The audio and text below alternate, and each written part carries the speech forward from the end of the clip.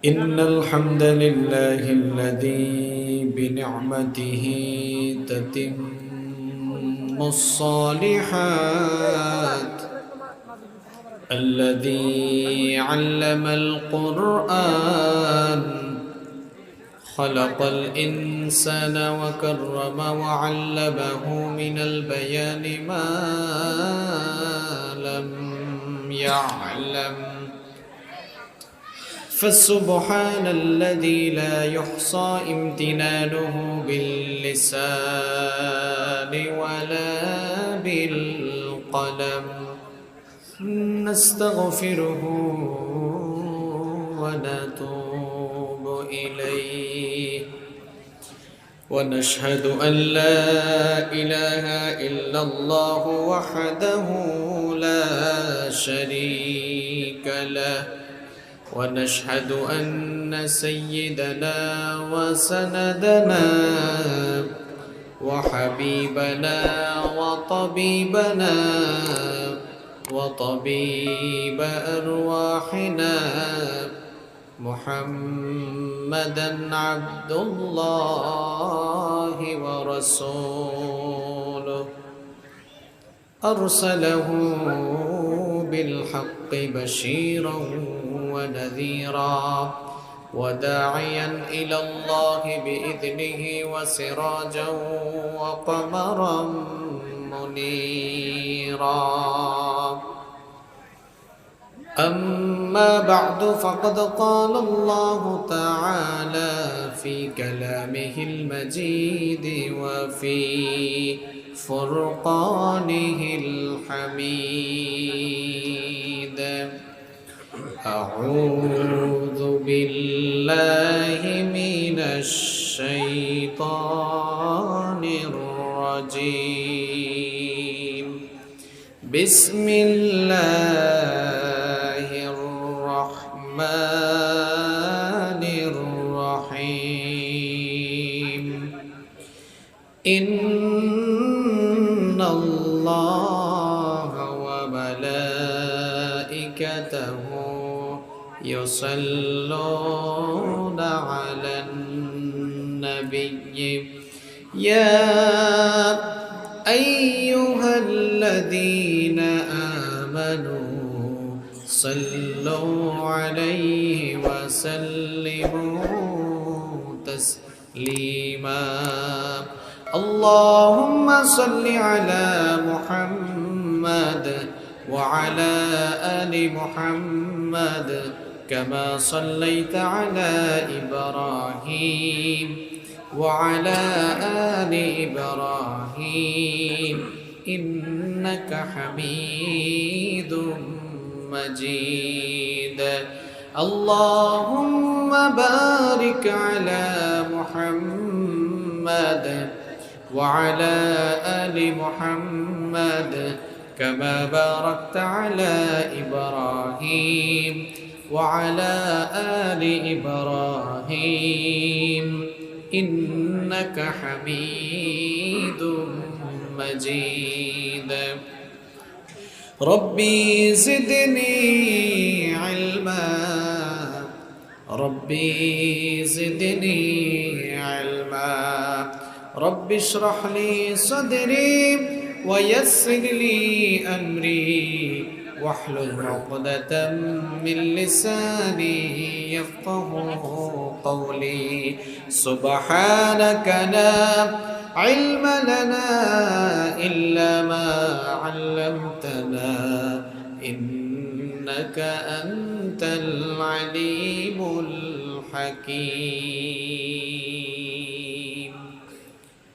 صدق الله العظيم. আল কোরআনের পথ, এই পথই আসল পথ। আল কোরআনের পথ, এই পথই আসল পথ। অন্য পথে অন্য মতে নেই যে রহমত। আল কোরআনের পথ, এই পথই আসল পথ। আল কোরআনের আলোয় যার জীবন আলোকিত, সে চির বিপ্লবী, নয় কখনো ভীত। আল কোরআনের আলোয় যার জীবন আলোকিত, সে চির বিপ্লবী, নয় কখনো ভীত।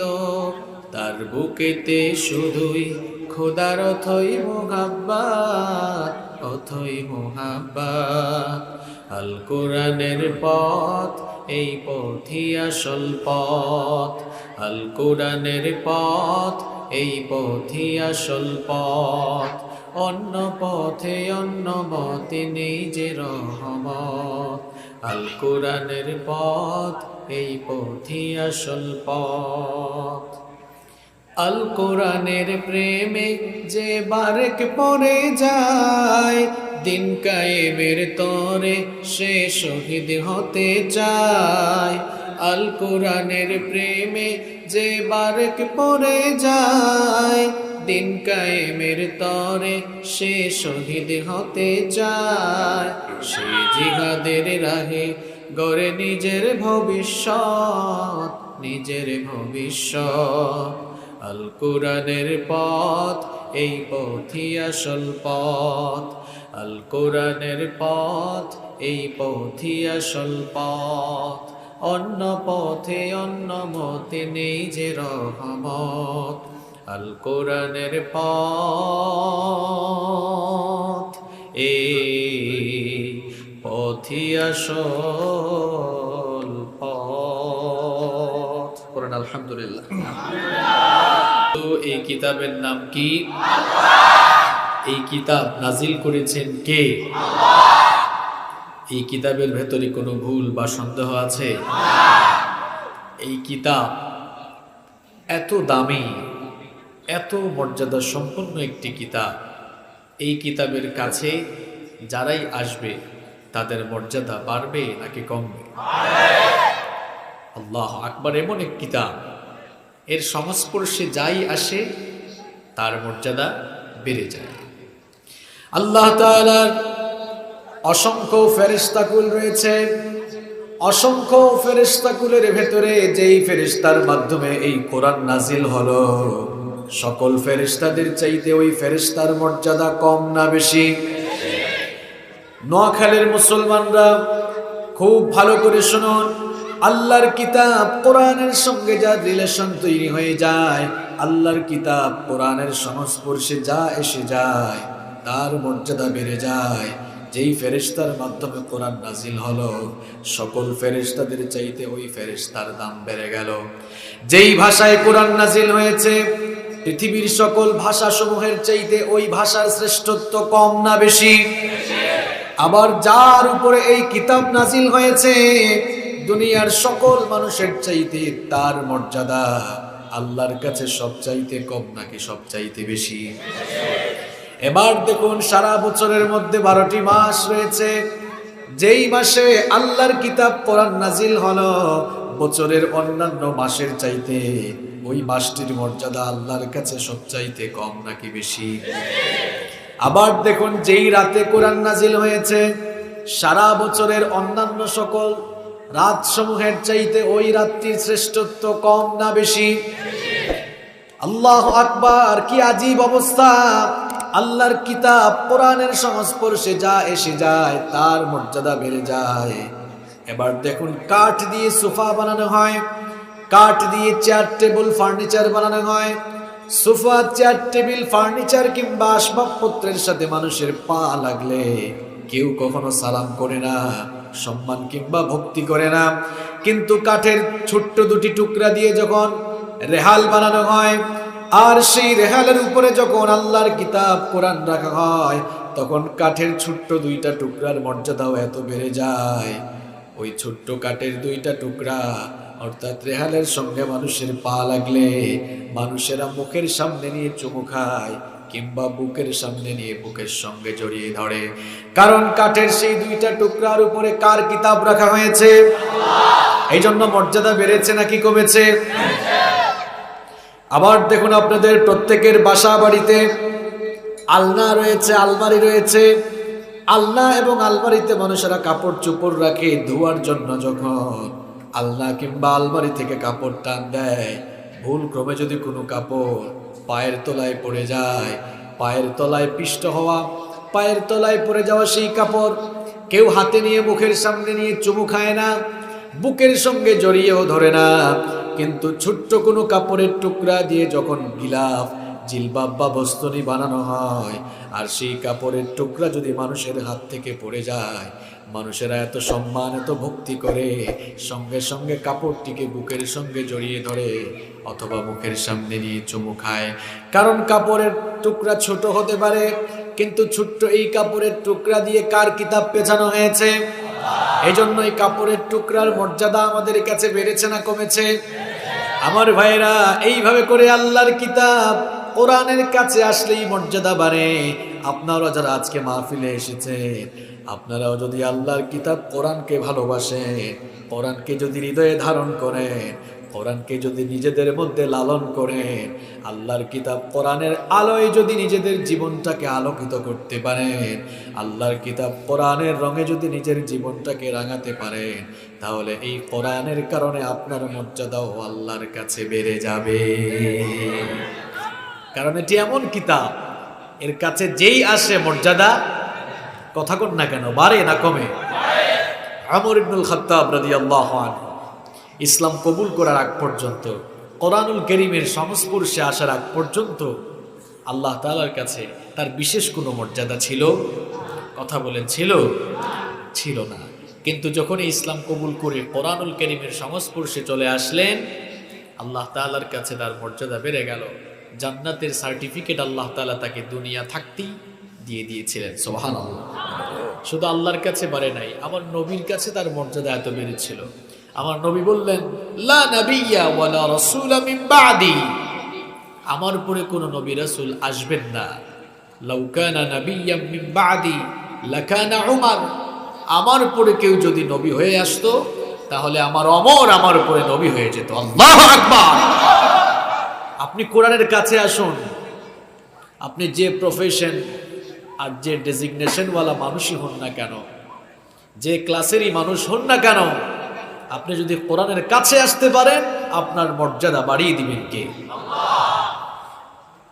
শুধু মর্যাদা যে বাড়বে তাই নয়। মুসলিম শরীফের হাদিসে আল্লাহ রাসূল সাল্লাল্লাহু আলাইহি ওয়াসাল্লাম বললেন, আল কুরআনু হুজ্জাতুল লাকা আও আলাইক, এই কোরআন কিয়ামতের দিন হয় আপনার পক্ষে শাফায়াতকারী হয়ে যাবে, আপনার পক্ষের দলিল হয়ে যাবে, নতুবা কোরআন আপনার বিপক্ষের দলিল হয়ে যাবে। কোরআন যদি কারো বিপক্ষে দাঁড়িয়ে যায়, ওই লোকটা নাজাত পাওয়ার আর কোনো সম্ভাবনা আছে? আর কোরআন যদি কারো পক্ষে দাঁড়িয়ে যায়, তাহলে ওই লোকটার নাজাতের রাস্তা সহজ হবে না কঠিন হবে? আল্লাহর নবী বললেন, তোমার জীবনটাকে কোরআনের রঙে রাঙাও। জীবনটাকে যদি কোরআনের রঙে রাঙাতে পারো, কাল কিয়ামতের দিন এই কোরআন তোমার সামনে দাঁড়িয়ে আল্লাহর সঙ্গে ঝগড়া করবে ততক্ষণ, আল্লাহ তাআলা তোমাকে মাফ করে দিয়ে জান্নাতে ঢুকাবে না যতক্ষণ। এজন্য এই কোরআনের সাথী হয়ে যান, সাহিবুল কোরআন হওয়া লাগবে। সাহিবুল কোরআন হয়ে যেতে পারলেই এই কোরআন আমাদের পক্ষে আল্লাহর সামনে দাঁড়াবে। কোরআন আমাদের পক্ষে আল্লাহর সামনে দাঁড়াক, এটা কারা কারা চান না? হাত তুলেন তো। মনোযোগ আছে তাইলে বোঝা যাচ্ছে, তাই না? কোরআন আমাদের পক্ষে আল্লাহর সামনে দাঁড়াক, আল্লাহর কোরআন আমাদের পক্ষে আল্লাহর কাছে সুপারিশ করুক। কারা কারা চান? দু হাত তুলেন তো একটু দেখি। মাশাআল্লাহ, হাতগুলো নামান, আল্লাহ কবুল করুক। সম্মানিত ভাইয়েরা, তো কোরআন আমাদের পক্ষের সুপারিশকারী হবে তখন, কোরআনের দাবিগুলো আমরা পূরণ করব যখন। কোরআনের সুপারিশ পাওয়া যাবে তখন, কোরআনের দাবি পূরণ করবেন আপনি যখন। এখন প্রশ্ন হলো, কোরআনের দাবি কি?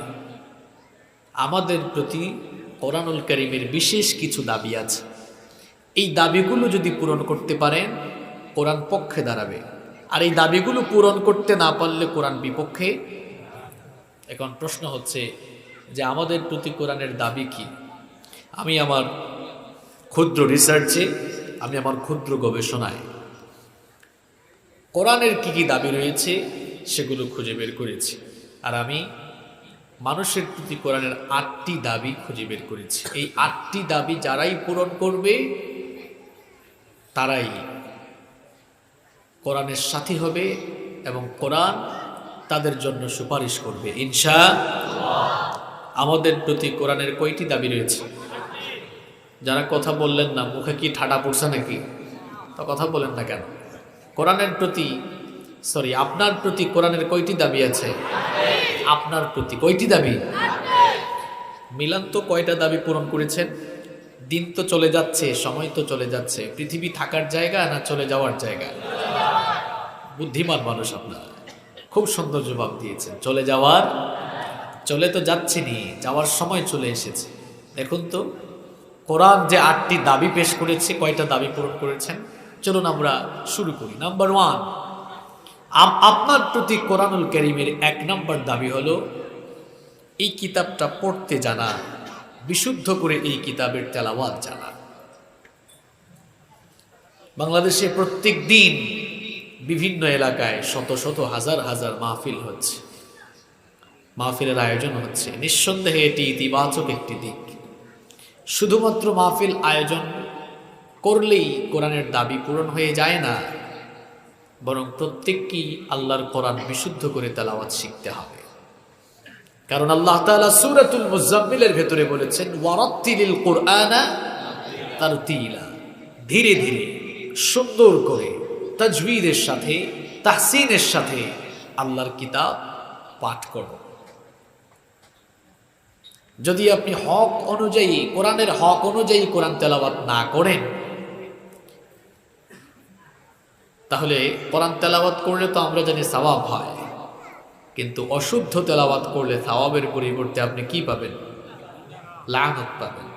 রুব্বা কারিউল কুরআন ওয়াল কুরআনু ইয়ালআনুহু, কোরআনের এমন বহু পাঠক আছে, এরা কোরআন যখন তেলাওয়াত করে সওয়াবের পরিবর্তে যতক্ষণ তেলাওয়াত করে ততক্ষণ শুধু কোরআন তাকে লানত দেয়। কথা বুঝতে পেরেছেন? এরা কারা? যারা কোরআনের মতো কোরআন পড়ে না, নিজের মতো কোরআন পড়ে। তারা কারা বলবো?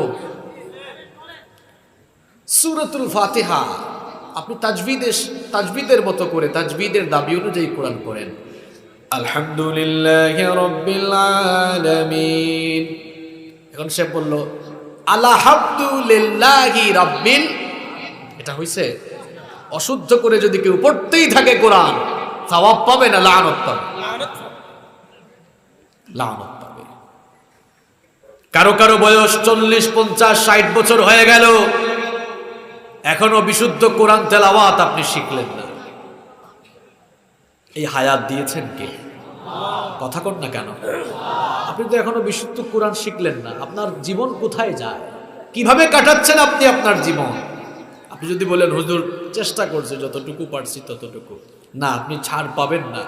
কারণ আল্লাহ তাআলা এই কিতাবের প্রথম শব্দ নাজিল করেছেন ইকরা, রিড, এটা পড়ো। এটা পড়ার জন্য নাজিল করেছেন কে? আপনি তো পড়লেন না, আপনি তো পড়া শিখলেন না। বলুন তো কোরআন শেখা ফরজ না নফল? এই কথা কর না কেন? ফরজ না নফল? আমার যুবক ভাইয়েরা, 25, 30, 35 বছর সময় চলে গেল, কোন দিন কোরআন শিখবেন? ব্যবসা বাণিজ্যের হিসাব নিকাশ তো ঠিক মতোই করেন, কিন্তু আল্লাহর কিতাব না শিখলে যে নাজাতের রাস্তা খুঁজে পাওয়া যাবে না, এই হিসাব নিকাশ কি মিলাতে পারেন না?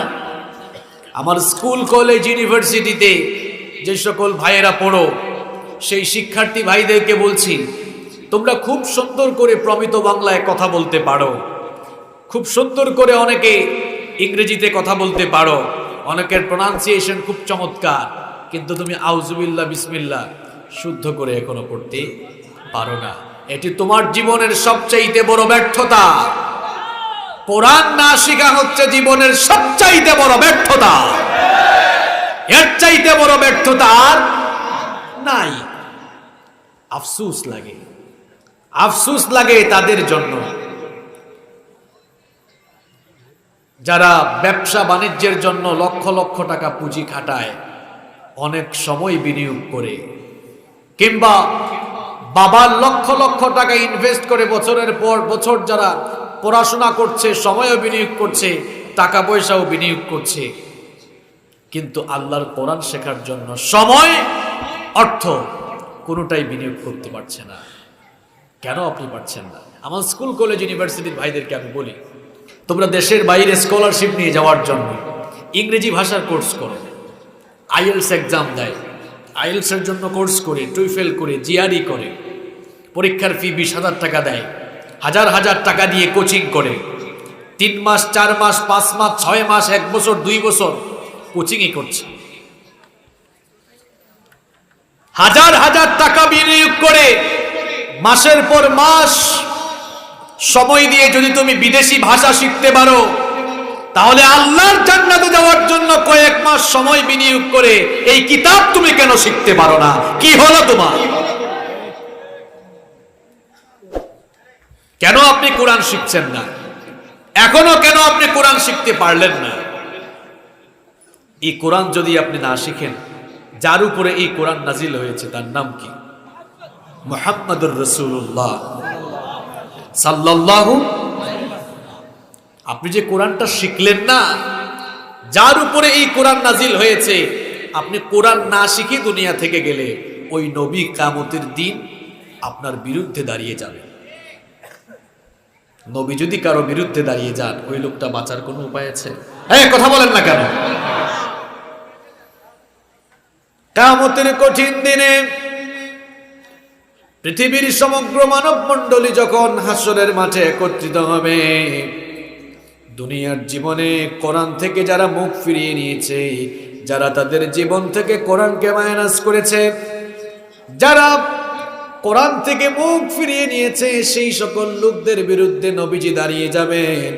কোরআনুল কারীমের 25 নম্বর সূরা সূরাতুল ফুরকানের 30 নম্বর আয়াতে রব্বুল আলামিন বলছেন, وقال الرسول يا رب إن قوم اتخذوا هذا القرآن مهجورا।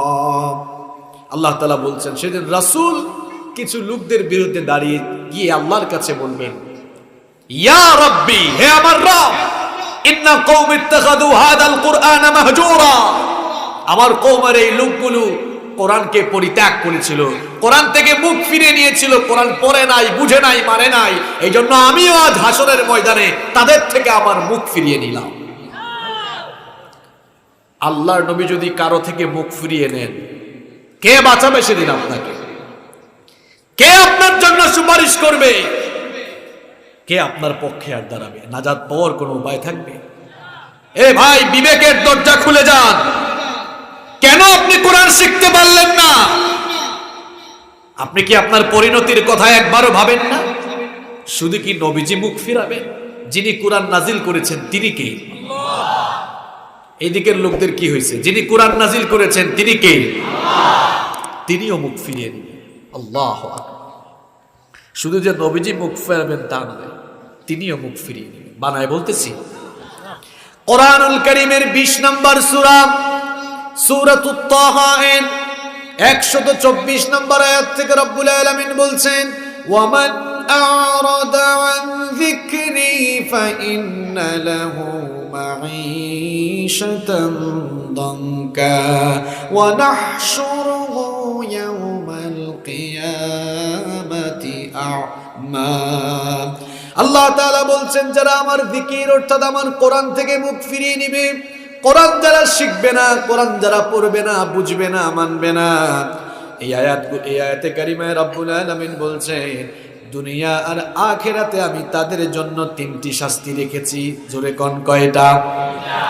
আল্লাহ তাআলা বলছেন, ফাইন্না লাহু মাঈশাতান দানকা, আমি তার জীবনটাকে সংকীর্ণ করে দিব। মুফাসসিরিন কিরাম এই মাঈশাতান দানকা এর ব্যাখ্যায় 2টি অর্থ দিয়েছেন। জীবনটাকে কিভাবে সংকীর্ণ করা হবে, এর একটি অর্থ তারা দিয়েছেন, ওই লোকগুলোর জীবন থেকে রব্বুল আলামিন সুখ শান্তি কেড়ে নেবেন। বলেন তো, সুখ শান্তি দেওয়ার মালিক কে? সুখ শান্তি টাকা দিয়ে কেনা যায়? আরে ভাই, এমন বহু মানুষ আছে, টাকাওয়ালা, পয়সাওয়ালা, গাড়ি বাড়ি, ইন্ডাস্ট্রি, হাজার হাজার একর সম্পদ, রাতের বেলা ঘুমাতে পারে না। কয় হুজুর ঘুম আসে না, মনে শান্তি নাই। কি আছে এরকম? এই সোনাইমুড়ি এলাকায় এক লোক রিক্সা চালায়, সারাদিন রিক্সা চালিয়ে 200-400 টাকা ইনকাম করে রাতের বেলা আলু ভর্তা ডাল ভাত খেয়ে নাকে তেল দিয়া নাক ডাকায় ঘুমায়। আছে? টাকা দিয়ে, কারো টাকা আছে ঘুমাতে পারে না, কারো টাকা নাই কিন্তু ঘুমাতে পারে। শুধু টাকা থাকলেই ঘুম আসে না। ঘুম, সুখ, শান্তি দেওয়ার মালিক কে? কোরআনের কথাগুলো কত বাস্তব দেখেন।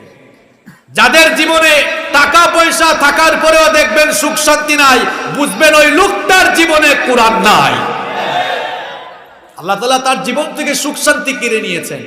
বহু মানুষ আছে দেখতে চেহারা তেল তেলে মনে হয়, নাদুস নুদুস চেহারা, আপনারা বাহির থেকে দেখলে মনে করেন আরে লোকটা মনে হয় খুব আরামে আছে, ভেতরে যে সে কোন গজবে আছে এটা তো আপনি জানেন না। তার বউয়ের সাথে তার সমস্যা, তার বউর সাথে সমস্যা, তার ছেলে মেয়ের সাথে সমস্যা। দেখেন গিয়ে তার পরিবারে হয়তো ছেলে মেয়ে আনুষ্কা আর দিহানের মতো হয়ে গেছে। টাকা আছে, পয়সা আছে, কিন্তু মনে কোনো সুখ, সুখ শান্তি দেওয়ার মালিক কে? রব্বুল আলামিন বলছেন, আমার কিতাব থেকে যারা মুখ ফিরিয়ে নিবে ফাইন্না লাহু মাঈশাতান দানকা, জীবনটাকে আমি সংকীর্ণ করে ফেলবো। এর ব্যাখ্যায় মুফাসসিরিনে কেরাম দুটি অর্থ দিলেন। এক নম্বরে বললেন তার জীবনটাকে রব্বুল আলামিন জীবনে তার জীবন থেকে সুখ শান্তি কেড়ে নেবে, অথবা তার জীবন থেকে রিস্কের মাত্রা কিছুটা কমিয়ে দেওয়া হবে। আর 2 নাম্বার অর্থ দিয়েছেন তার কবরের জীবনটাকে সংকীর্ণ করে ফেলা হবে। অর্থাৎ লোকটা কবরে যাওয়ার পর কবরের মাটিগুলো একত্রিত হয়ে যাবে, কবরের 2 পাশের মাটি তাকে এমন ভাবে চাপ দিবে, এক পাশের পাঁজরে গিয়ে অন্য পাশের পাঁজরের সাথে এভাবে ঢুকে যাবে। এই রকম করে তার উপরে শাস্তি চলতে থাকবে। আর 3 নাম্বার শাস্তি হলো ওয়ানাহশুরুহু ইয়াউমাল কিয়ামাতি আ'মা। আল্লাহ তাআলা বলছেন এই লোকগুলোকে আমি হাসরের মাঠে অন্ধ অবস্থায় উঠাবো। কি অবস্থায়? কথা বলেন, কি অবস্থায়? এই লোকগুলো তখন আল্লাহ তাআলার কাছে ফরিয়াদ করে বলবে, ক্বালা রাব্বি লিমা হাশারতানি আ'মা ওয়া ক্বাদ কুনতু বাসীরা।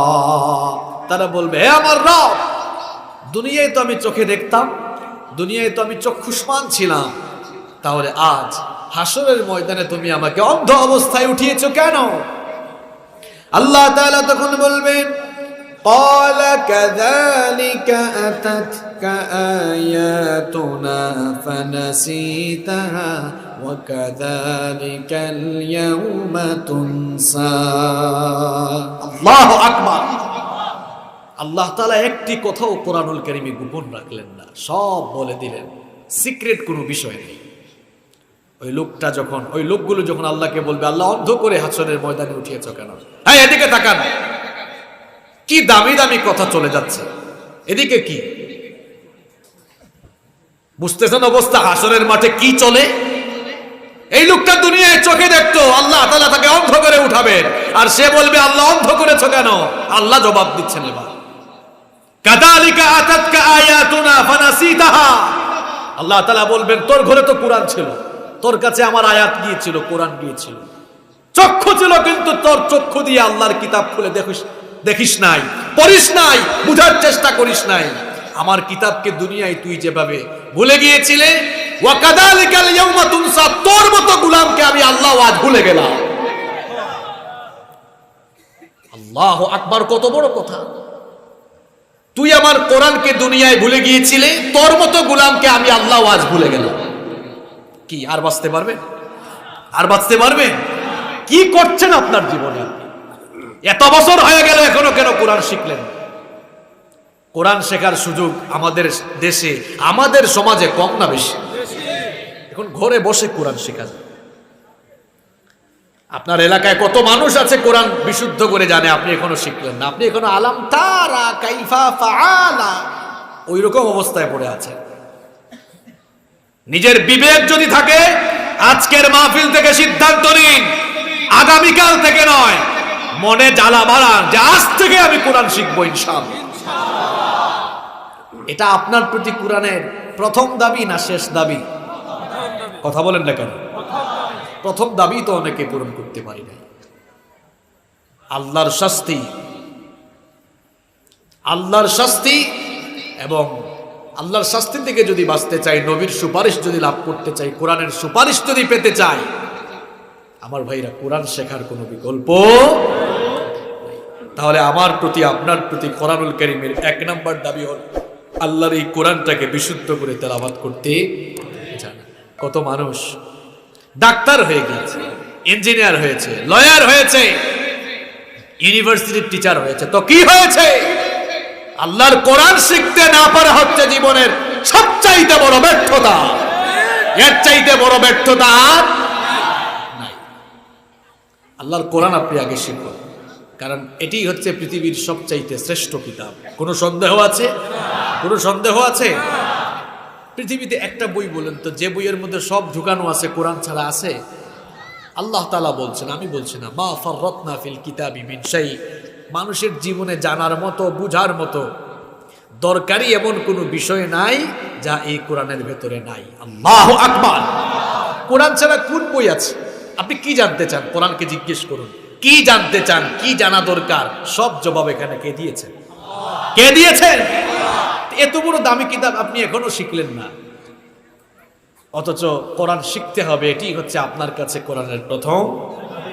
আমার যুবক ভাইয়েরা, আমার তরুণ ভাইয়েরা, বিশেষ করে আমার যুবক ভাইদেরকে বলছি, তরুণ ভাইদেরকে বলছি, স্কুল কলেজ ইউনিভার্সিটিতে যারা পড়ো তোমাদেরকে বলছি, আল্লাহর কোরআনটা শিখো। যারা এখনো শিখে নাই, লজ্জার কোনো কারণ নাই। আমরা সময় দিলে 2-3 মাসে কোরআনটা শুদ্ধ করে শিখতে পারবো ইনশাআল্লাহ। কোরআন শিখবেন তো সবাই? শিখবেন তো? আগামীকাল থেকে না আজ থেকে শুরু করব? আগামীকাল বলে কোনো শব্দ আপনার ডিকশনারিতে যেন না থাকে। আগামীকাল বললে শয়তান ঢুকবে। বলবেন এখন থেকে। কখন থেকে? আচ্ছা, আমাদের প্রতি কোরআনের কয়টি দাবি আছে? 8টা পয়েন্ট কিন্তু মুখস্থ করে এরপরে যাওয়া লাগবে। একটা পয়েন্ট ছুটে গেলে খবর আছে। রাগ করছেন? মাঝে মাঝে একটু করা হওয়া লাগে, তাই না? এটা তো ক্লাসরুম। এটা কি? এটা ক্লাস।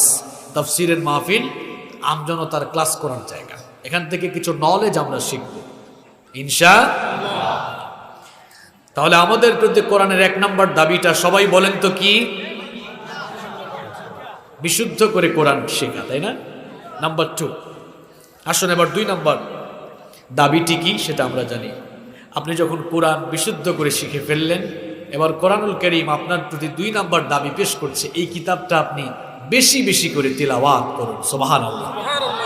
এই কিতাব যত বেশি পড়বেন, যত তিলাওয়াত করবেন, লাভ না লস?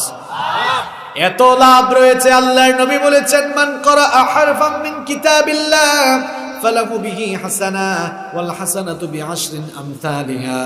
আল্লাহর নবী বলেছেন, যে ব্যক্তি এই কোরআন তেলাওয়াত শুরু করবে, কোরআন তেলাওয়াত যখন সে করবে, প্রত্যেকটি অক্ষরের বদৌলতে রব্বুল আলামিন তার আমলনামায় 10 করে নেকি দান করতে থাকে। আলিফ লাম মিম এটি শব্দ নাকি একটি অক্ষর? নো, এটি একটি শব্দ। এই আলিফ লাম মিম, আলিফ একটা অক্ষর, লাম একটা অক্ষর, মিম একটা অক্ষর। আপনি যখন মুখ দিয়ে পড়েন আলিফ লাম মিম, 3 × 30টা নেকি আল্লাহ আমলনামায় দান করে দেন।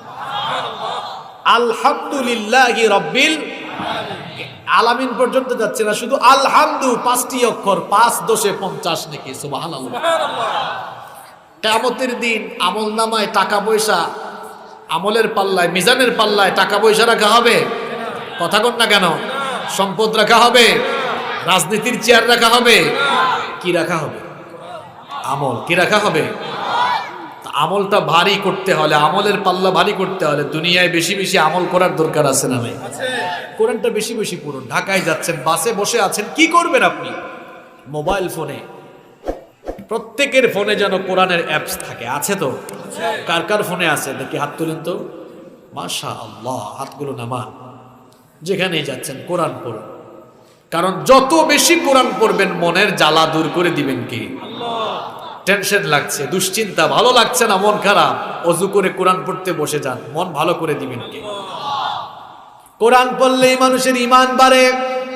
এই জন্য রব্বুল আলামিন বলেছেন, ইন্নামাল المؤمنون الذين إذا ذكر الله وجلت قلوبهم وإذا تليت عليهم آياته زادتهم إيمانا وعلى ربهم يتوكلون কোরআনুল কারীমের ৮ নম্বর সূরা সূরাতুল আনফালের ২ নম্বর আয়াতে রব্বুল আলামিন বললেন, নিশ্চয়ই মুমিন তো তারা যাদের সামনে আল্লাহর নাম উচ্চারিত হলে আল্লাহর ভয়ে তাদের দিল কেঁপে ওঠে, আর যখনই আল্লাহর আয়াতগুলো তাদের সামনে পড়া হয় তখন তাদের ঈমান আরো বেড়ে যায়। ঈমানটা কি হয়? তাহলে বেশি বেশি কোরআন পড়বেন তো। স্কুল কলেজ ইউনিভার্সিটির ভাইরা সকালবেলা ফজরের নামাজ পড়ে কোরআন তেলাওয়াত দিয়ে দিন শুরু করবা, পারবা তো ইনশাআল্লাহ? আমার বাবারা, ভাইয়েরা, মায়েরা, বোনেরা সবাই ফজরের নামাজ পড়ে কোরআন তেলাওয়াত করে আমাদের কাজ যদি শুরু করি, গোটা দিনের কাজের ভেতরে বরকত দিবেন কে? ঘরে তো বরকত নাই, টেলিভিশন লাগিয়ে রেখেছে। টেলিভিশন তো খারাপ না, খারাপ অনুষ্ঠান দেখা খারাপ। এরপরে সারাদিন ঘর থেকে শুধু গান বাজনার সাউন্ড, কোরআনের সাউন্ড নাই। আরেক লোক লাগাইছে ঘরের উপরে তাবিজ। বললাম কি ও মুরব্বী, তাবিজ লাগাইছেন কেন? কয় হুজুর ঘরে যেন বরকত থাকে, জিন ভূত যেন বের হয়। আপনার ঘরে সারাদিন ঝাঁকানাকা চলে, এই ঘরে বরকত আসবে? জিন ভূত পালাবে? আল্লাহর নবী বলেছেন, লা তাজআলু বুয়ুতাকুম মাকাবির, ঘরগুলোকে কবর বানিয়ে ফেলো না, ঘরের মধ্যে বেশি বেশি কোরআন তেলাওয়াত করো। যেই ঘরে কোরআনের তেলাওয়াত যত বেশি, ওই ঘরে আল্লাহর রহমত আর বরকত নাজিল হওয়ার পরিমাণ কম না বেশি? আল্লাহর নবী বলেছেন, বেশি বেশি করে ঘরে কোরআন তেলাওয়াত করো। বিশেষ করে যেই ঘরের মধ্যে সূরাতুল বাকারা তেলাওয়াত হয়, শয়তান জিন ভূত ওই ঘর থেকে বের হয়ে পালাতে থাকে। বেশি বেশি ঘরে কোরআন তেলাওয়াত বাড়ান, ঘরটাকে বরকত দিয়ে ভরে দিবেন কে? আপনার প্রতি কোরআনের ২ নম্বর দাবি কি? বেশি বেশি কোরআন। পয়েন্টগুলো মনে রাখতেছেন তো? আলোচনার শেষে কিন্তু ফাইনাল এক্সাম হবে, দেখা যাবে কাদের একেবারে পুরোটা মনে থাকে। পয়েন্টগুলো অন্তত যেন মনে থাকে। আল্লাহ আমাদেরকে তৌফিক দাও। আমাদের প্রতি কোরআনের দাবি আছে কয়টা? বলছি কয়টা? কয়টা বলছি? কষ্ট হচ্ছে আপনাদের? আসুন নাম্বার 3। ৩ নাম্বার হচ্ছে, আপনি তো কোরআন শিখলেন, এখন তেলাওয়াত করেন। এখন কোরআনের একটি দাবি হলো, যাকে সুযোগ পান তাকে কোরআনটা শিখান। সুযোগ পাইলে কি শিখান? কোরআন শিখান। কারণ কোরআন যারা শিখে আর যারা শিখায়, এদের মতো উত্তম মানুষ, এদের চাইতে ভালো মানুষ আল্লাহর কাছে আর কেউ নাই। সুবহানাল্লাহ। আল্লাহর নবী বলেছেন, খায়রুকুম মান তাআল্লামাল কুরআনা ওয়া আল্লামা, তোমাদের মধ্যে তারাই আল্লাহর কাছে সবচেয়ে উত্তম যারা কোরআন শিখে এবং মানুষকে কোরআন শিখায়। সুবহানাল্লাহ। এজন্য আপনি কোরআন শিখলে আশপাশের লোকদেরকে অন্তত কোরআন শেখান। আপনার ওয়াইফ কোরআন তেলাওয়াত না পারলে আদর করে তাকে শিখান। কোনো বোনের স্বামী যদি কোরআন তেলাওয়াত না পারে, আপনি আপনার হাজবেন্ডকে কোরআন শিখান, আপনি আপনার ভাই বোনকে কোরআন শিখান। দুটো কাজ করলে কোনো লস হয় না। এই দুটা কাজ করলে স্থায়ী সওয়াব পাওয়া যায়। কয়টা কাজ? ১ নাম্বার, মানুষকে বেশি বেশি কোরআন গিফট করবেন। কি গিফট করবেন? আপনারা বিয়ে শাদীতে যান, অনেক কিছু গিফট করেন না? আমি ব্যক্তিগত আমার একটি অভ্যাস আপনাদের সাথে শেয়ার করছি। আমি বিয়ে শাদীর অনুষ্ঠানে গেলে আমার যেটা ভালো লাগে সেটা নেই, সাথে কিন্তু কোরআন হাদিসের কিছু কিতাব নেই। নিলে কি হবে? আপনি একজনকে কোরআন দিলেন, এই কোরআন পড়লে শুধু কি সে সওয়াব পাবে, আপনি পাবেন না? পাবেন না? এখন থেকে বিয়ে শাদীতে বেশি বেশি কোরআন গিফট করবেন তো? করবেন তো? আচ্ছা, আরেকটি কাজ করুন, মানুষকে কোরআন শিখান। যাকে কোরআন শিখালেন সারা জীবন কোরআন পড়বে, সে সওয়াব পাবে, আপনিও সওয়াবের একটা অংশ পাবেন। সুবহানাল্লাহ। আমি আপনাদের সামনে এই যে কোরআন থেকে কথা বলছি, আমার উস্তাদ সওয়াব পাচ্ছেন, তার উস্তাদের উস্তাদ, তার উস্তাদের উস্তাদ, সবাই এরকম সওয়াব পেতে থাকছেন। সুবহানাল্লাহ। হয়তো অনেকে কবরে চলে গিয়েছে, কিন্তু সওয়াবের ধারা কি বন্ধ আছে? বন্ধ আছে? বন্ধ নাই। এই জন্য আপনি কোরআন সুযোগ পাইলেন, যাকে সুযোগ পান তাকেই কোরআন শেখান। এটা হচ্ছে আপনার প্রতি কোরআনুল কারীমের কয় নাম্বার দাবি? আপনার বাচ্চাদেরকে কোরআন শেখান। Teach your children the holy book Quran. Teach your children the holy book Quran. The Holi book Quran will teach your children everything. আপনার সন্তানকে কোরআন শিখান, দেখবেন কোরআন আপনার সন্তানকে সবকিছুর সাথে পরিচিত করে দিবে, সবকিছুর জ্ঞান শিখিয়ে দিবে। সুবহানাল্লাহ। আপনি আপনার সন্তানকে অ আ ক খ এবিসিডি শিখায়েন, পরে আলিফ বা তা থা শিখান আগে। যদি সন্তানগুলোকে আলিফ বা তা থা না শিখান, সন্তানগুলো সুসন্তান হবে না, এমন কুসন্তান হবে দিহান আনুষ্কা আর ঐশীর মতো হওয়ার সম্ভাবনা আছে। আপনার সন্তানকে, ছেলে মেয়েকে ইংলিশ মিডিয়ামে পড়াচ্ছেন, সায়েন্স কমার্সে পড়াচ্ছেন, ভালো কথা, পড়ান, কোনো অসুবিধা নাই, কিন্তু সবার আগে তাকে কোরআন শিখান, সবার আগে কোরআন শিখান আপনি তাকে। আল্লাহর কোরআন না শিখলে তার চরিত্র কখনো ভালো হবে। সবার আগে কোরআন শিখায়, সবার আগে কি শিখাতে হবে? কোরআন শিখাতে হবে। কোরআন শেখানোর ব্যাপারে আমাদের কত গাফলতি, কত গাফলতি আমাদের। ছেলে মেয়ে বড় হয়ে যাচ্ছে, অনেকে এখনো কোরআন শেখার নাই। এটা কেমন ছেলে মেয়ে রেখে যাচ্ছেন আপনি, যে আপনার ছেলে মেয়ে এখনো কোরআন শিখলো না? এটা কেমন ছেলে মেয়ে আপনি রেখে যাচ্ছেন বলেন? এমন কুসন্তান রেখে যাচ্ছেন কেন? সন্তানগুলোকে কোরআন শিখিয়ে যান, আল্লাহওয়ালা মুত্তাকি পরহেজগার বানিয়ে যান। মরার পরে আপনি কবরে গিয়ে সওয়াব পেতে থাকবেন। সুবহানাল্লাহ পড়ে সন্তানটাকে কোরআন শিখিয়ে যান, সন্তানটাকে মুত্তাকি পরহেজগার বানিয়ে যান, অন্তত যেন আপনি মারা যাওয়ার পরে আপনার ছেলেটা আপনার জানাজা দিতে পারে। আপনারা বলেন তো, জানাজা ইমামতি করার জন্য বড় কোনো আলেম হওয়া লাগবে? কথা বলেন, বড় কোনো আলেম হওয়া লাগবে না। বিশুদ্ধ তেলাওয়াত যদি কারো থাকে, আর কেউ যদি নামাজের মাসআলা মাসাইলগুলো জানে, জানাজার নামাজি ইমামতি করতে পারে, এতে কোনো অসুবিধা। আর আপনার ছেলেটাই জানাজার নামাজি ইমামতি করার সবচাইতে হকদার, আর আপনার ছেলে আপনার জানাজার ইমামতি করলে তার ভেতরে যে আবেগ অনুভূতি কাজ করবে, এটা হুজুরের এই আবেগ অনুভূতি কাজ করবে। কি বলেন, করবে? যেমন দেখুন, আমি আমার বাবার জানাজা করেছি, আমি তখন আলিমে পড়তাম, অনেক ছোট ছিলাম। তো আমি আমার বাবার জানাজা ইমামতি যখন করছি, প্রত্যেকটা তাকবীর দিতে গিয়ে চোখ দিয়ে তো পানি আসবে স্বাভাবিক, কলিজা কেঁপে উঠেছিল, কারণ আমার বাবার ইমামতি আমি করছি, জানাজার ইমামতি করছি। অন্য কোনো হুজুর পড়ালে এই অনুভূতি কাজ করত? এজন্য আমার বাবারা, সন্তানদেরকে আপনারা কোরআন শিখান, সবার আগে কোরআন শিখান। সন্তানগুলোকে মুত্তাকি পরহেজগার এবং চরিত্রবান বানানোর জন্য কোরআন শেখানোর কোনো বিকল্প, সবার আগে সন্তানগুলোকে কোরআন শেখান। তো কোরআন শেখানো আপনার অন্তত পক্ষে পরিবারের যারা আছে এদেরকে আপনি কোরআন শেখাবেন, এটা আপনার উপরে কোরআনের একটি হক। নাম্বার 4, 4 নাম্বার হচ্ছে যথাসাধ্য আপনি কোরআন মুখস্থ করার চেষ্টা করবেন। যতটুকু পারেন, যতটুকু সম্ভব হয় ততটুকু আপনি কোরআন শিখেন। আমাদের দেশের মুসলমানদের যে বাস্তব চিত্র তাদের মাঝে আমরা দেখি, আমরা ওই আলাম তারা কাইফা ফাআলা রাব্বুকা বিআসহাবিল ফিল, সূরা ফিল থেকে সূরাতুন নাস, এই 10টা সূরা মুখস্থ করেছি। এগুলোর নামও দিয়েছে নামাজের সূরা। কয় হুজুর এই 10টা সূরা শিখছি, সারা জীবন এই 10টা সূরা দিয়েই নামাজ পড়ছি, অথচ জায়গা জমির হিসাব নিকাশ আছে, টাকা পয়সার হিসাব নিকাশ ডেইলি রাখে, কিন্তু কোরআন মুখস্থ করতে পারে? কিরকম কপাল পোড়া।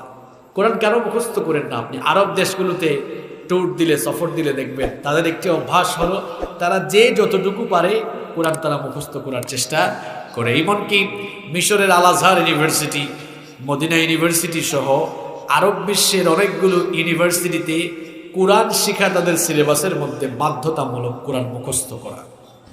এটা যদি আমাদের সিলেবাসেও থাকতো ভালো হতো না? মদিনা ইউনিভার্সিটি বা উম্মুল কুরা ইউনিভার্সিটি বা আল আজহার ইউনিভার্সিটিতে আপনাদের কোনো আত্মীয় স্বজন ছেলেপেলেরা পড়লে এদেরকে জিজ্ঞেস করবেন যে অন্তত কয়েক পারা তাদেরকে 4 বছরের অনার্স লাইফে মুখস্থ করতে হয়। এই কারিকুলাম, এই সিলেবাস যদি আমাদের দেশেও থাকতো ভালো হতো না খারাপ হতো? যদি ক্লাস 1 থেকে মাস্টার ডিগ্রি পর্যন্ত সিলেবাসে তো সব আছে, শুধু কোরআনটা নাই। কোরআন ঢোকালে কি গুনাহ হইতো? কথা বলেন। এখন কোরআন তো দূরের কথা, নৈতিক শিক্ষাকে এখন পরীক্ষার ভেতরেও রাখা হচ্ছে না, তাই না? ইসলাম এবং নৈতিক শিক্ষাকে পরীক্ষা থেকে বাদ দেওয়া হয়েছে। যেই জাতি দ্বীনি শিক্ষাকে অবহেলা করবে, সেই জাতির ছাত্রছাত্রীগুলো চরিত্রবান হওয়ার বিপরীতে এদের চরিত্র এত খারাপ হবে। দেখেন না দিহান আনুষ্কা কেমন, এরা তো ফ্লাশ হয়েছে, ভাইরাল হয়েছে। আরো কত দিহানের আনুষ্কার চরিত্র, লালনকারী কতজনের চরিত্র এখনো ভাইরাল হয় না। সিলেবাসের ভেতরে কোরআন ঢুকিয়ে দাও। যেই সিলেবাসের ভেতরে দিন থাকবে, কোরআন থাকবে, মাস্টার ডিগ্রি শেষ করার পরে যারাই বের হবে প্রত্যেকেই একজন সুনাগরিক হওয়ার পাশাপাশি প্রত্যেকেই আল্লাহওয়ালা মুত্তাকি পরহেজগার, একজন আল্লাহর ওলি হয়ে বের হবে, ঠিক কি না? সিলেবাসে এমন থাকলে কেমন হতো যে ক্লাস 1-এ কায়দা শিখুক, ক্লাস 2-তে গিয়ে এটাকে আপনারা কি বলেন, আমপারা শিখুক, অন্তত ক্লাস 3-4 পর্যন্ত বিশুদ্ধ কোরআন চলুক, প্রয়োজনে ক্লাস 5 পর্যন্ত চলুক, অল্প অল্প করে, অল্প অল্প। ক্লাস 6 থেকে এবার মুখস্থ শুরু হোক। ক্লাস 6-এ 6 পৃষ্ঠা বা 1 পারা, 1 বছরে 1 পারা শেখা সম্ভব না। 7-এ গিয়ে 2 পারা, এরকম বাড়ানো হোক। বাড়াতে বাড়াতে অন্তত ক্লাস মাস্টার ডিগ্রি পর্যন্ত এভাবে পুরা কোরআনই শেখানো যেত। পুরো কোরআন বাদ দিয়ে যদি আমরা এমনও করতাম যে যতটুকু পারুক ততটুকু শিখুক, ভালো হতো না খারাপ হতো? আপনার সিনার ভেতরে কোরআন থাকবে যত বেশি, আপনার সিনাটা নোংরাও কম হবে, তাই না? তত বেশি কম নোংরা হবে, কলুষতা ঢুকবে না। বেশি বেশি কোরআন শেখো। 10টা সূরা শিখে বসে আছেন কেন? প্রত্যেক দিন 1 আয়াত করে শেখো, 1 আয়াত হইলেও শেখো। কোরআন মুখস্থ করা সহজ। আজকে থেকে সূরা নাবা শুরু করুন, 1 আয়াত শিখুন। আম্মা ইয়াতাসাআলুন, 1 আয়াত। সারাদিনে এই একটা আয়াত শিখতে পারবেন না? আগামীকাল আরেকটা আয়াত শিখুন। আনিন নাবাইল আযীম, কয় আয়াত হইল? কয় আয়াত? একদিনে এই অংশটুকু, এই যে ছোট্ট অংশ আনিন নাবাইল শিখা যাবে না? পরের দিন আরো 1 আয়াত শিখেন। আল্লাযী হুম ফীহি মুখতালিফুন, কয় আয়াত হইল? এই 3 আয়াত মনে রাখবেন কেমনে, কৌশল শিখায় দেই। নামাজ তো সর্বনিম্ন 3 আয়াত দিয়ে পড়লেও নামাজ। তো প্রত্যেক 5 ওয়াক্তের নামাজে প্রথম রাকাতে যে কোনো সূরা পড়ে আপনি দ্বিতীয় রাকাতে এই 3 আয়াত পড়েন, তাইলে 5 ওয়াক্ত যদি বারবার রিহার্সাল করেন অন্তর থেকে ছুটবে। আরো বাড়ান। কাল্লা সায়ালামুন, 4 নম্বর আয়াত শেখা হয়ে গেল। এভাবে এক এক দিন 1 আয়াত করে শিখলেও দেখবেন বছরের পর বছর যত আয়াত বাড়বে কোরআন তত আপনার সিনার ভেতরে ঢুকতেই। আমি প্রত্যেক দিন কোরআন মুখস্থ করি, প্রত্যেক দিন আমি নিজে কোরআন মুখস্থ করি। পারবেন তো ইনশাল্লাহ? পারবেন তো ইনশাল্লাহ? আপনার প্রতি এটা কোরআনের কয় নাম্বার দাবি? কয় নাম্বার দাবি? নাম্বার 5। 5 নাম্বার হচ্ছে কোরআনটা বুঝা। কোরআনটা কি করা? উপলব্ধি করা, বুঝা, হৃদয়ঙ্গম করা। কোরআন তো আরবি ভাষায় নাজিল হয়েছে, আপনি আরবি বুঝেন না। তোতা পাখির মতো কোরআন বুঝলে হবে না, তোতা পাখির মতো কোরআন পড়লে চলবে না, তেলাওয়াত করলে চলবে না, এটাকে বুঝতে হবে। কারণ আল্লাহ তাআলা এই কিতাব বুঝে পড়ে জীবনে মানার জন্য নাজিল করেছেন। আল্লাহ তাআলা নিজেই বলছেন, আফালা ইয়াতাদাব্বারুনাল কুরআন, কি হলো তোমাদের? কেন তোমরা কোরআন বুঝার চেষ্টা করছো না? কোরআন কেন বুঝছো না? আম আলা কুলুবিন আকফালুহা, তাহলে কি তোমাদের অন্তর তালাবদ্ধ হয়ে গিয়েছে? অন্তরের তালা খুলে দিন, আল্লাহর কোরআন বুঝে পড়ার চেষ্টা করুন, তাহলে নাজাতের রাস্তা দেখিয়ে দিবেন কে? আমার বাবারা একটু মনোযোগ বানান তো। আপনাদের কাছে আমার একটা প্রশ্ন আছে। মনে করুন আগামীকাল সকালবেলা সুপ্রিম কোর্ট থেকে খামে ঢোকানো একটা চিঠি আসছে, ইংরেজিতে লেখা। আপনি ইংরেজি পারেন না, সুপ্রিম কোর্ট থেকে আসা চিঠি পাওয়ার পর মনে আর শান্তি আছে? ইংরেজি পারে না, পাশের বাড়িকে গিয়ে ভাতিজাকে দেখো, ভাতিজা তুমি তো ইংরেজি বুঝো, দেখো তো সুপ্রিম কোর্ট থেকে কি পাঠাইছে। সকালে এটা আমার হাতে আসার পর এখনো নাস্তাও করে নেই, টেনশনের চোটে, না জানি কি পাঠাইছে, কোনো মামলা টামলা হয়ে গেল কিনা। টেনশনের চোটে নাস্তা করাও বন্ধ হয়। ভাতিজা পড়লো, পড়ে শোনাইল। আমার ব্যবসায়িক ভাইদেরকে বলি, মনে করুন আপনি বড় ব্যবসায়ী, দেশের বিদেশের কোনো দেশ থেকে আপনার নামে চিঠি এসেছে, ওই দেশীয় ভাষায় বুঝেন না, বুঝার জন্য আপনি অন্য কারো কাছে নিশ্চয়ই যাবেন। যারা পড়াশোনা করছো, মনে করো চীন দেশের যে কোনো ইউনিভার্সিটি থেকে তোমার জন্য একটা অফার লেটার আসছে, কারণ ওয়াং ওয়াং চোয়াং ভাষায় লেখা তো কিছু বুঝো না, যে বুঝে তার কাছে নিয়ে যাও, এটাই বাস্তবতা। আমার বাবারা সুপ্রিম কোর্টের নোটিশ বুঝার জন্য আরেকজনের কাছে দৌড়াতে পারেন। ব্যবসায়ী ভাইয়েরা, ছাত্র ভাইয়েরা, ব্যবসায়িক চিঠি কিংবা বিদেশের ভিনদেশি কোনো ভাষায় আসা অফার লেটার বুঝার জন্য আরেকজনের কাছে দৌড়াতে পারো। আর আল্লাহ তাআলা এই কিতাব নাজিল করেছেন বুঝার জন্য। এটা বুঝার জন্য কয়দিন কার কাছে কতবার দৌড়াইছে? কতবার দৌড়াইছেন আপনি?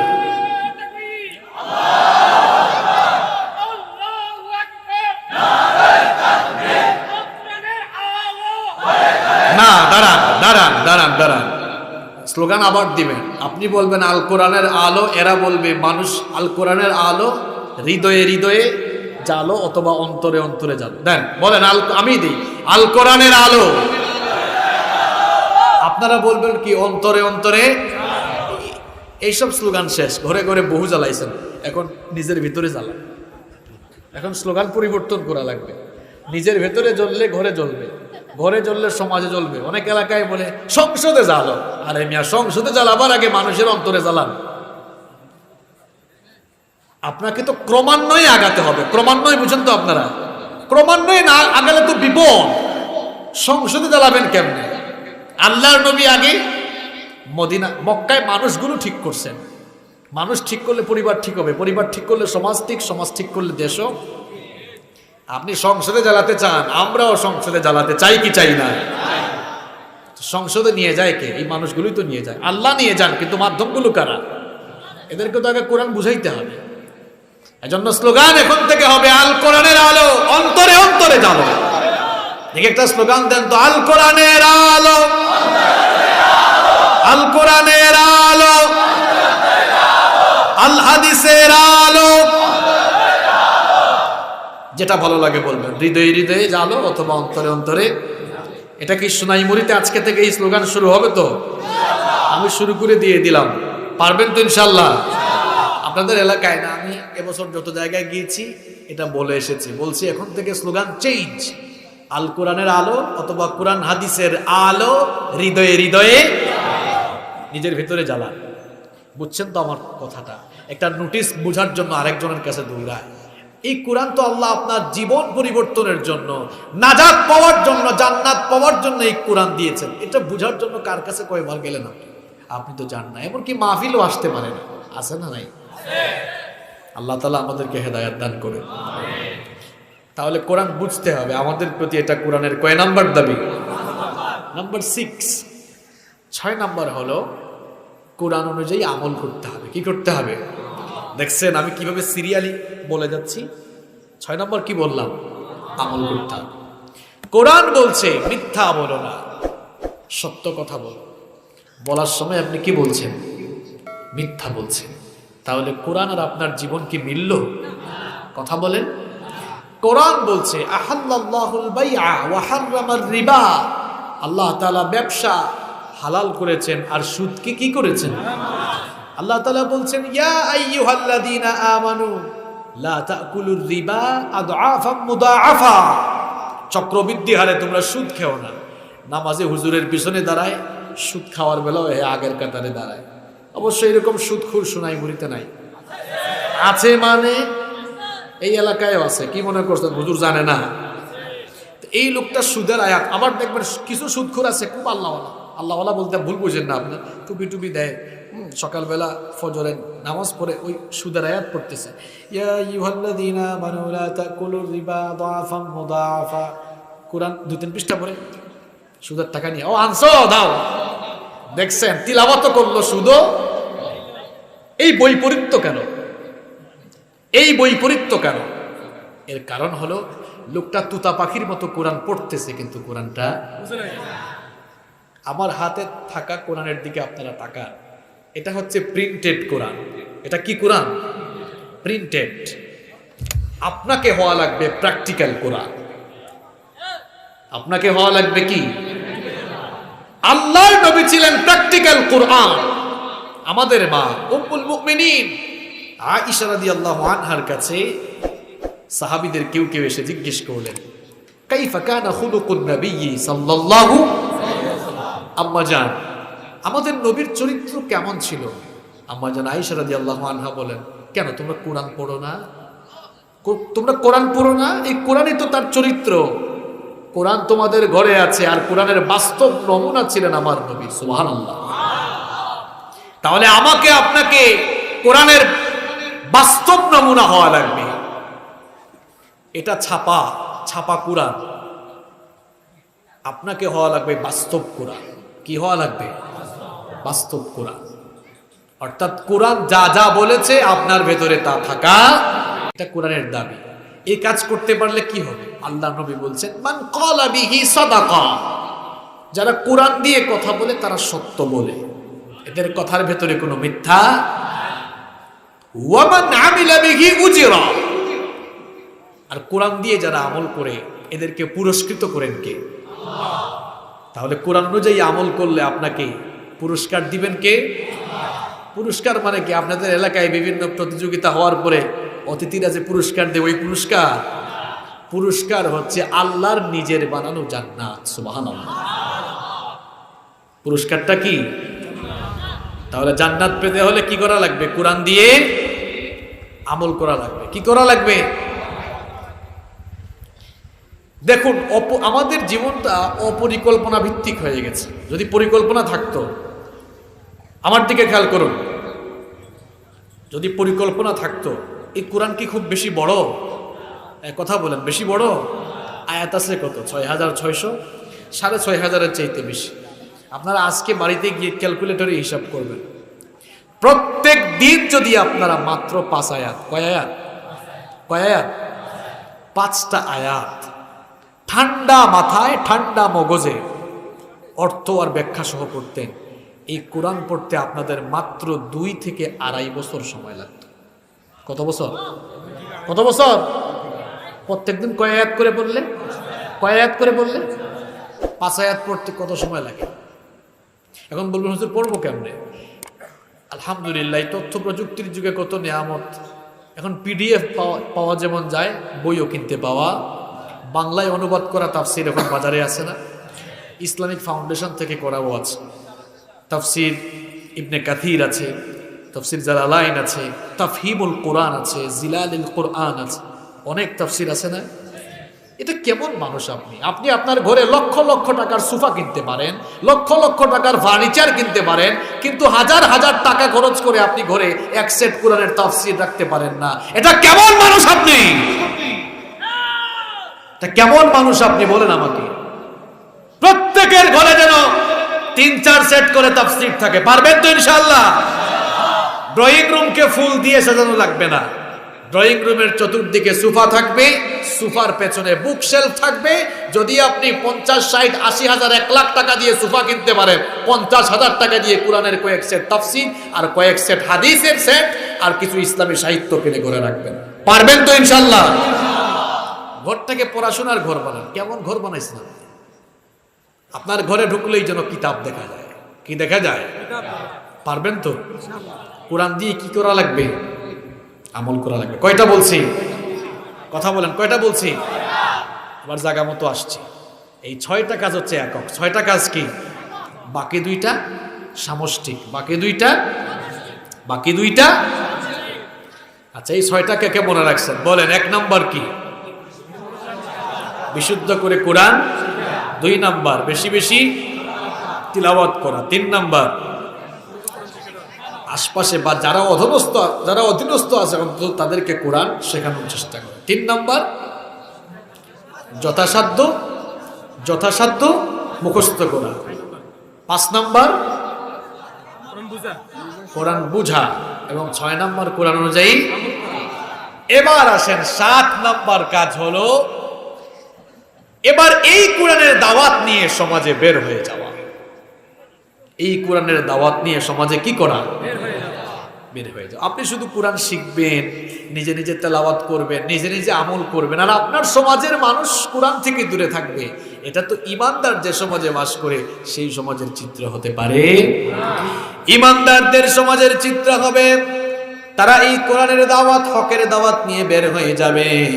রব্বুল আলামিনের জন্যই বলেছেন, ওয়ালতাকুম মিনকুম উম্মাতুন ইয়াদউনা ইলাল খায়রি ওয়া ইয়া'মুরুনা বিল মা'রুফি ওয়া ইয়ানহাউনা আনিল মুনকার ওয়া উলাইকা হুমুল মুফলিহুন।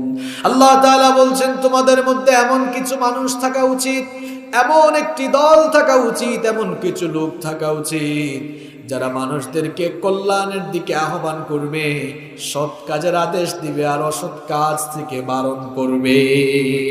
সৎ কাজের আদেশ দিতে হলে তো কোরআন জানা লাগবে। কি জানা লাগবে? শুধু নিজে নিজে কোরআন জেনে বসে থাকলে হবে না, কোরআনের দাওয়াত মানুষের কাছে নিয়ে বের হওয়া লাগবে।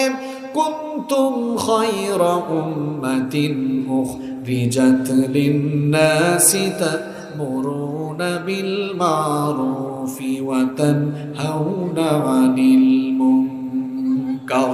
আল্লাহ তাআলা বলছেন, তোমরাই সর্বোত্তম জাতি, সর্বশ্রেষ্ঠ জাতি।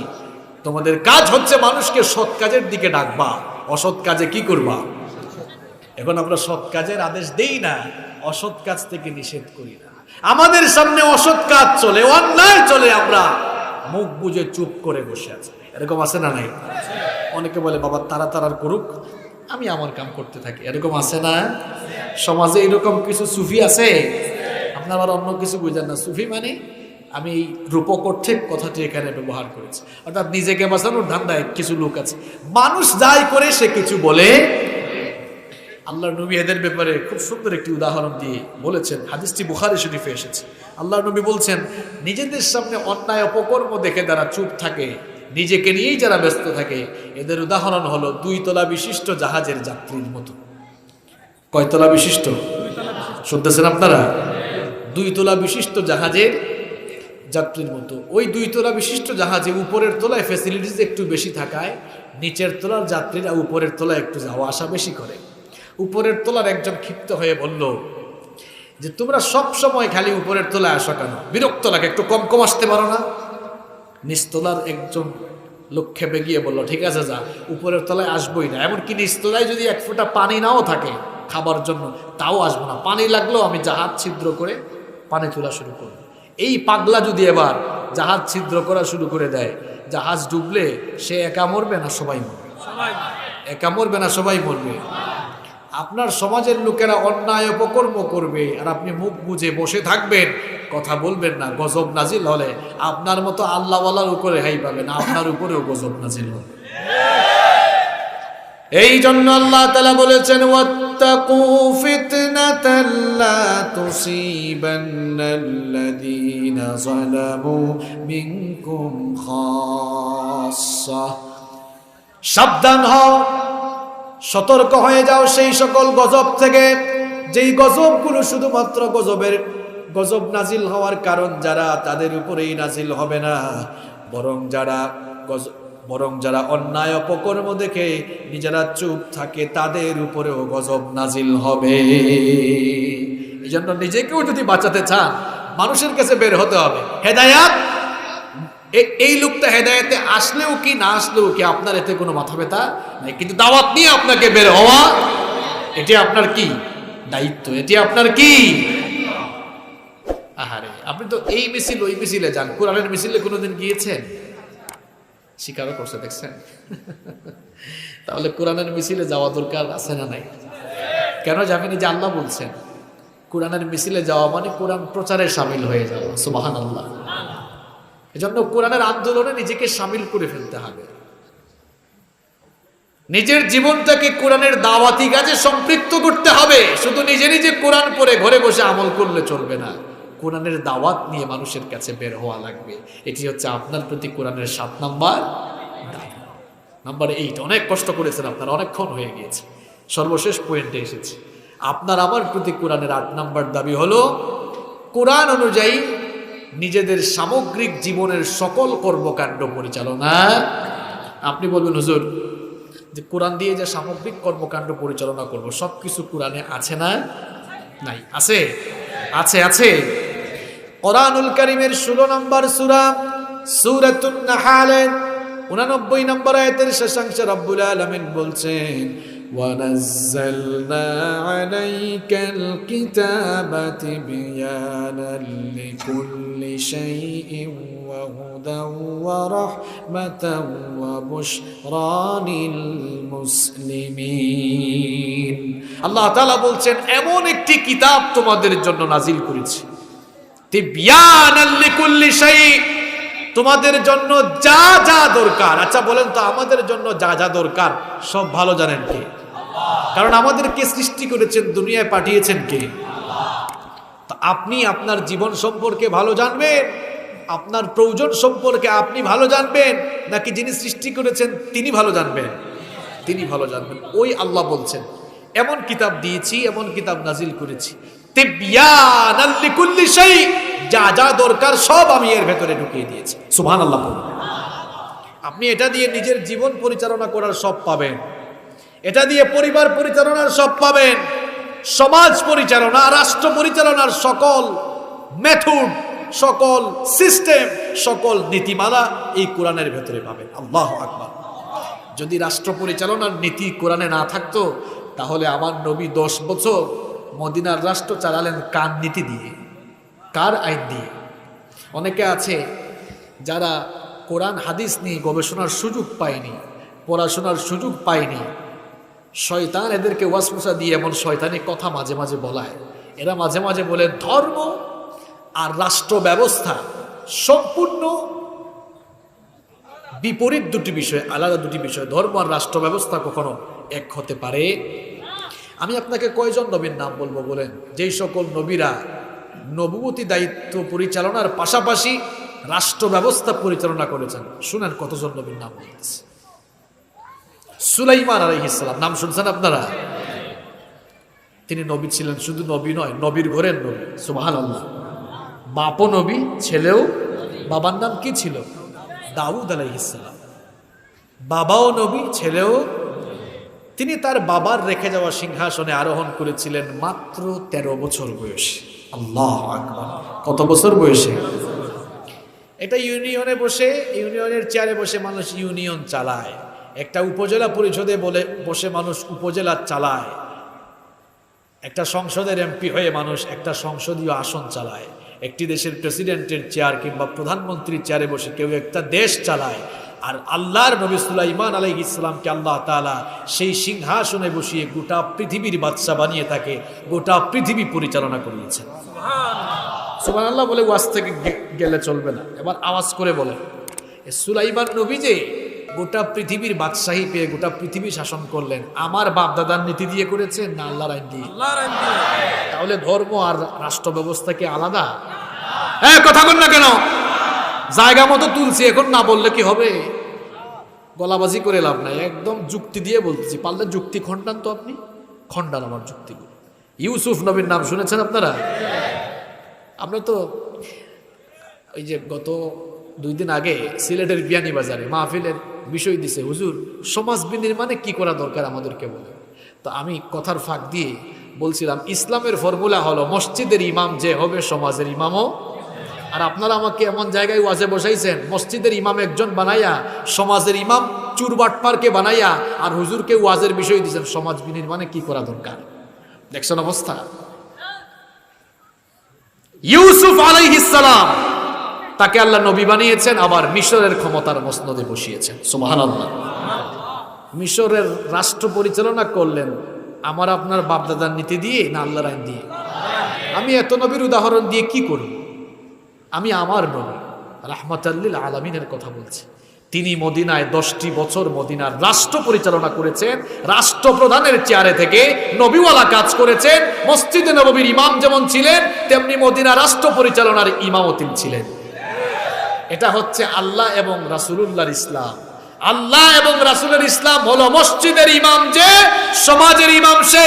সমাজকে নেতৃত্ব দিবে তারা যারা মসজিদে ইমামতি করার যোগ্যতা রাখে। ঠিক তো বলছেন? আপনি কি করছেন? ইমাম একজনকে বানায়, হুজুর আপনি এটা নিয়ে থাকেন। কোরআন নাই, ইসলাম নাই, নামাজ নাই, এরকম বেঈমানকে সমাজের দায়িত্ব দিয়েছেন। এটা আপনার বানানো ইসলাম, এটা আল্লাহ এবং রাসূলের ইসলাম নয়। এখন বলবেন হুজুর কেমনে কেমনে? আসেন, কেমনে আপনার লাইনে তুলে বুঝাই যাবেন, এটা তো বুঝবেন না। আমার নবী নবুয়তের দায়িত্ব পালন করে আর মদিনার রাষ্ট্র পরিচালনার দায়িত্ব মনে হয় আবু জেহেলকে দিয়েছেন। আবু জেহেলকে দিলে তো কোনো জ্ঞানজামি হইতো না।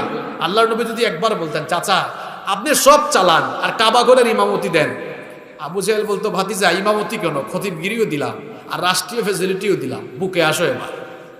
পেশ লাগলো কেন? আল্লাহর নবী বললেন, চাচা সব আপনার নীতিতে চলবে না। আলা আলাহুল খালকু ওয়াল আমর, সৃষ্টি যার, আইন চলবে। এখন তো পেস লাগলো, দেখছো আমার ভাতিজা কি কয়, ধরো মারো, জুলুম নির্যাতন আছে না নাই? আপনি ইসলামের ইতিহাস পড়ছেন ভালো করে? কেউ কেউ বলে আদর্শ দিয়ে ইসলাম এসেছে। গাধা, শুধু আদর্শ দিয়ে ইসলাম আসলে আল্লাহর নবী তায়েফে মার খেয়েছেন কেন? আদর্শ দিয়ে ইসলাম আসলে আল্লাহর নবী সাফা পাহাড়ে রক্ত ঝরালেন কেন? শুধু আদর্শ দিয়ে ইসলাম আসে নাই, আদর্শ এবং রক্ত দুটির মাধ্যমে ইসলাম আল্লাহর জমিনে কায়েম হয়েছে।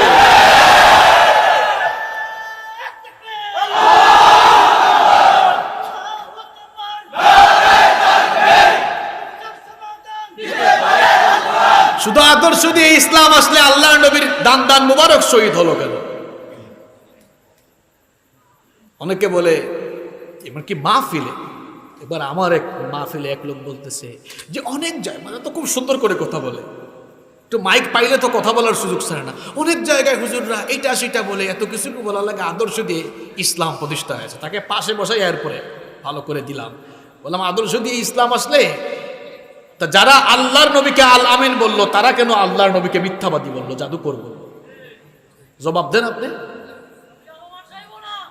যখনই তাদের আদর্শের বিপরীত মতবাদ চলে এসেছে তখনই তাদের কলিজায় জ্বালাপুরা শুরু হয়েছিল। আল্লাহর নবী চলে গেলেন, আবু বকর আসলেন খেলাফতের দায়িত্বে, মসজিদের ইমামতি নিয়ে আর রাষ্ট্র পরিচালনার দায়িত্ব আরেকজনকে দিছে। হ্যাঁ, কথা বল না কেন? ওমর রাদিয়াল্লাহু আনহু অর্ধ পৃথিবী শাসন করে গেলেন, অর্ধ পৃথিবী শাসন করছেন, আর ইমামতি মনে হয় আরেকজনকে দিছে। চারো খলিফা ইমামতিও করেছে, রাষ্ট্র পরিচালনাও। হ্যাঁ মুসলমানেরা ভালো করে শুনেন, এটাই হচ্ছে আল্লাহ আর রাসূলের ইসলাম।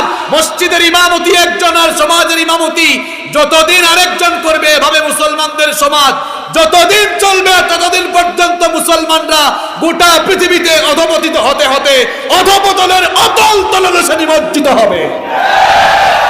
আর যেদিন থেকে মুসলমানরা মসজিদ আর সমাজ পরিচালনার দায়িত্ব এক লোককে দিবে, খেলাফতের ভেতরে আসবে, সেদিন থেকে পৃথিবীতে ইসলামের এক নতুন দ্বার উন্মোচিত হবে ইনশাআল্লাহ। পরিবর্তনের সিদ্ধান্ত আপনাদেরকে নিতে হবে, সিদ্ধান্ত আপনাদেরকে নিতে হবে। আমরা কোরআন দিয়ে আমাদের জীবন থেকে নিয়ে সবকিছু পরিচালনা করব। আদেশটা কার? আদেশটা কার? এই 8টি দাবি আমাদের প্রতি কোরআনের 8টি দাবি রয়েছে। এই 8টি দাবি পূরণ করতে পারলেই নাজাতের রাস্তা খুলে দিবেন কে? জান্নাত দিবেন কে?